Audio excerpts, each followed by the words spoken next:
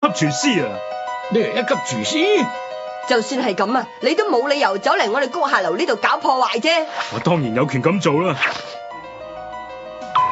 睇清楚啦，呢張就係中央廚藝協會會長李提督頒發嘅任命書。佢任命我做你哋谷下樓嘅新主廚。換言之，而家呢間鋪頭就係屬於我嘅。我唔信，李大人點會咁做啊？佢點會任命一個來歷不明嘅人？你話我來歷不明？你哋真係認唔出我係邊個？嗰笪傷痕，你就係宋安啊！你係宋安啊？你哋終於都認得我啦！我喺你哋谷下樓做咗成10幾年，你哋實在太無情啦！你哋當年點對我，我係唔會忘記嘅。阿安啊，你知唔知咁樣啲貨係唔夠均勻㗎？你要俾心機至得㗎。咪囉嗦啊！一餓你都餓到幾時先夠啊？話你知啊，你煮上嘅絕技我已經全部偷晒師嘅啦，我已經學識晒，唔再需要你。就算你真係偷晒師啊，你都唔會煮到我嗰啲餸菜嘅。如果你唔明白呢個道理嘅話，咁無論再過幾耐啊，你都冇可能成為一個出色嘅廚師㗎。阿安啊，你快啲醒下啦！收聲啊！我唔想再聽，喺你眼中我永遠都係冇出息㗎啦！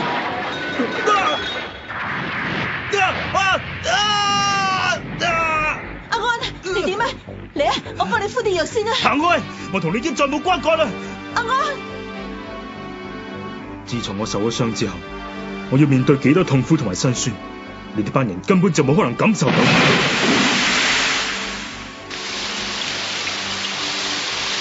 不過，我忍受晒所有痛苦同埋屈辱，搏命去磨練自己，終於都可以得到1級廚師嘅資格。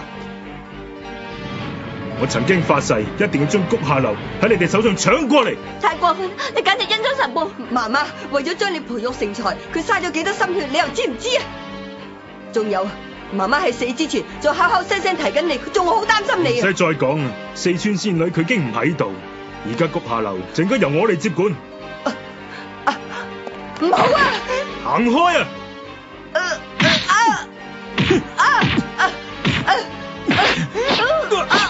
走開！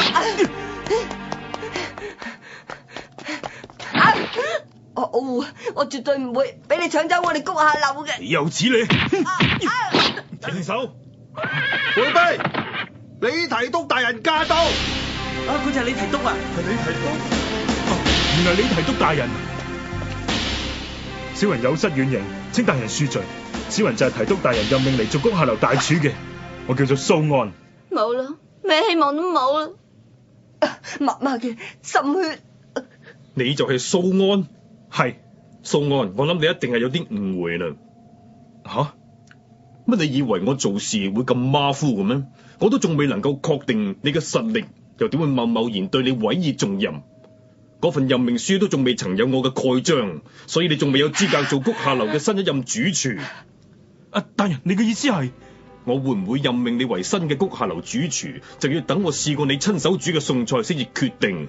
我明白啦，小人願意遵從大人，接受大人嘅考驗。係咁，你就整碟炒飯俾我試下。炒飯？我明啦，喺中國廚藝當中，炒飯係最基本嘅一環，咁所以炒飯就可以睇出廚師嘅功架。不愧係提督大人啦！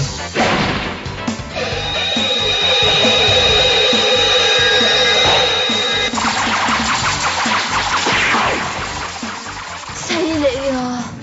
點解佢要用3隻鑊嘅？其中一隻鑊用嚟熬湯，究竟有咩用呢？吓，照計冇理由啊，用湯嚟調味。炒飯精髓在於啊，啲飯夠乾同埋夠香，冇理由要加上湯嘅。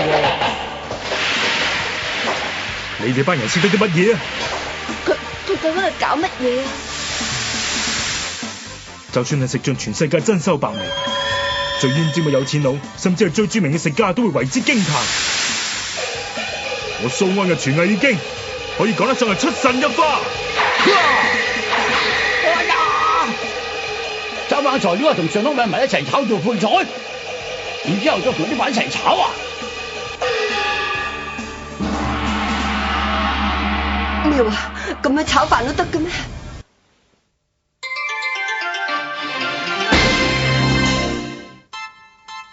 哇！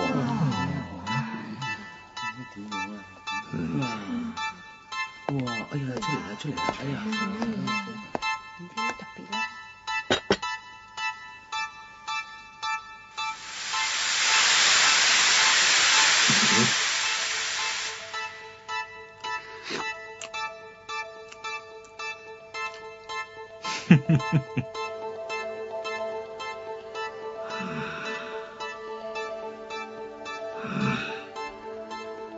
蝦、蟹、魚翅呢啲海鮮類食品唔多唔少都會有腥味，但係呢一碟飯就一啲都冇。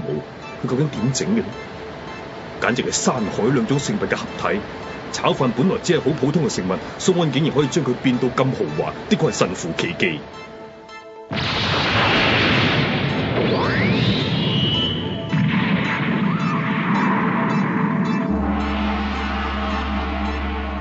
果然冇得彈，不愧係谷下流雲嫂最得意嘅入室弟子蘇安。好多謝提督大人，你咁讚賞我，請恕小人自負。我認為我嘅功力已經超越咗雲嫂，已經超越媽媽。係咁，請大人蓋上印鑑。等陣，我要試下你炒飯先啊！細路冇咁多事啊！阿星啊！